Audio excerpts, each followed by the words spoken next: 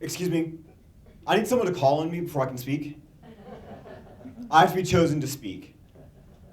It's a little ridiculous, don't you think? So today I'm going to share with you the 5 most important things that I've learned in high school and how we can make sure that future students don't have to learn these lessons. First, bells determine when you must move on to the next task, and sitting in straight rows and lines is the best way to organize people to focus. This stems from the initial trade-off between government and industry at the beginning of the Industrial Revolution when modern public education began. Industry allowed the government to educate their students to the age of 18 and not have them work until 18 because the government would train them to work in a factory. So for the next few minutes, I just want to talk with you about how the world has lurched forward in the past century. Why hasn't education? So bells are used to signal students to move from class to class because that's how it's done in a factory. They will abruptly stop us from doing anything that we're doing and tell us to move on to the next room, the next task, what have you. So even if we haven't learned anything, this puts additional stress on teachers and students to fit actual instruction into 45 or 90-minute segments. This is brainwashing students to be extremely capable at working in a factory line because attention isn't important if you're just going to leave your work unfinished because the bell tells you that it's time to go home. So what do? Look at Finland or Sweden, 2 of the best educational systems in the world. They don't force their students to work in 90-minute segments. They ask their students, is this learning? Have you learned for today? They let learning happen. 2, everything worthwhile can be measured. This lesson originated in 1915 with a man by the name of Dr. Frederick J. Kelly. The invention, the multiple choice test. It was originally invented as a reading test in Kansas schools, but the Army soon adapted it as an aptitude test for their recruits. This inane test forces students to think that intelligence can be quantified.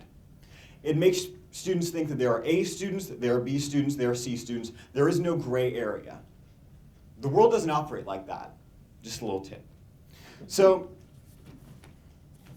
it's also a lot easier for teachers because humans don't even need to grade these tests. Scantrons can be run through a computer and a grade will be printed on the scorecard.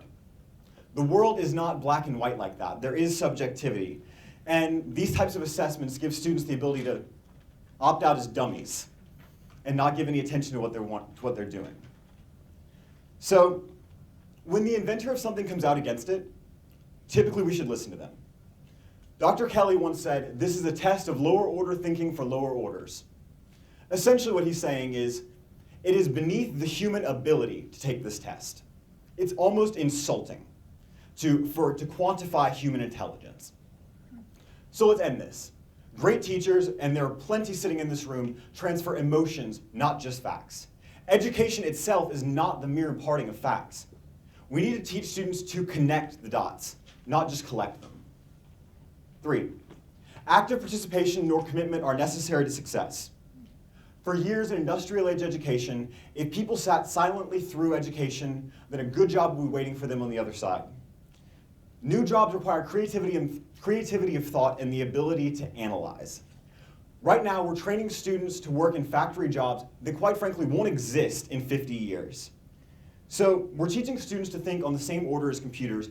We can no longer compete with their efficiency. So what do? Sorry. We have to adapt the curriculum and learn from the great teachers out there. Great teachers inspire their students to be committed, and those students unfailingly will succeed in the real world. But the system as a whole teaches students to do nothing more than memorize the answers to a test. That's not going to prepare students for the real world. The real world doesn't have sit down, take a test, but you don't really have to learn anything. You actually have to do something. 4, this is my favorite, insubordination from the approved curriculum is evil. There are 2 ways of getting people to do things. There's fear and there's encouragement. Quite frankly, it's a lot easier to scare someone into doing what you want them to do than make them actually want to do it. Fear is the easiest way to gain compliance from a group. It's a powerful motivator, and corporate bullying and forced homogeny are merely a school's way of doing this. So this stems from any institution's natural urge to resist change in what they're doing, and the people who need to make this change are silenced by the conservatism of the structure itself. We don't need to look farther than the most radical, for better or worse, innovator in recent educational history, Miss Michelle Rhee, the former DC area chancellor of schools. She quickly fired a number of teachers upon being hired, making public education less of a business for teachers and more of a public service for students.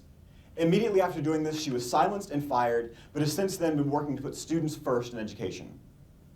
So what do? We need to make education more true to democratic ideals. We need to give people with opinions against the status quo equal time in saying what they want. People in favor of the status quo in education have been going on for so long because the system did work well for so long during the Industrial Revolution. It doesn't anymore. The system will not change if we don't give people like her the ability to say what they're doing.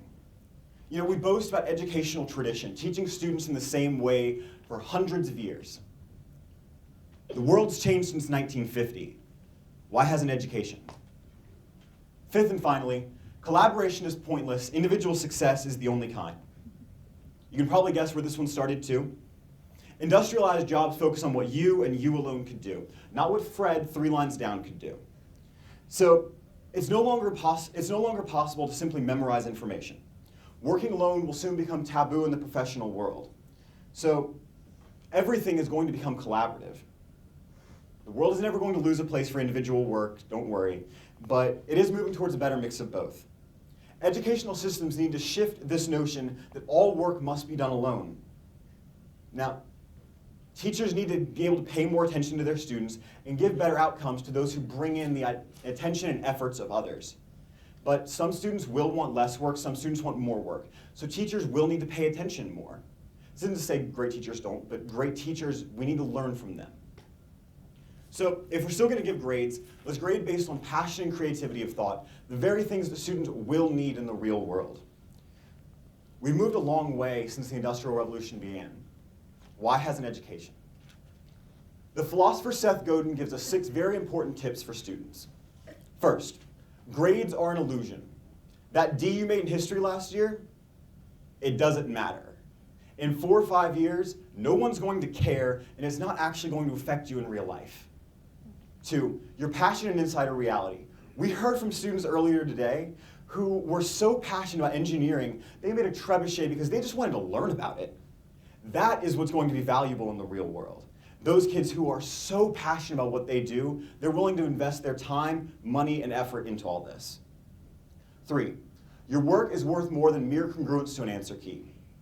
The fact that you got number 12 on that physics test wrong last week, that doesn't affect your value as a human. It doesn't matter if a multiple choice test says you're wrong, because the fact that you care about the subject enough to put forward that effort, that's what matters. 4, persistence in the face of skeptical authority figures is a powerful ability. It's very important to learn the skill of looking someone in the eye and saying, actually, here's my opinion. Even if they're your principal or an administrator, you have to be able to say, this is what I think needs to be changed. Another very valuable lesson is also the ability to say, actually, I'm wrong. You're right. We need to teach students these things. 5, fitting in as a short-term strategy, standing out pays off in the long run.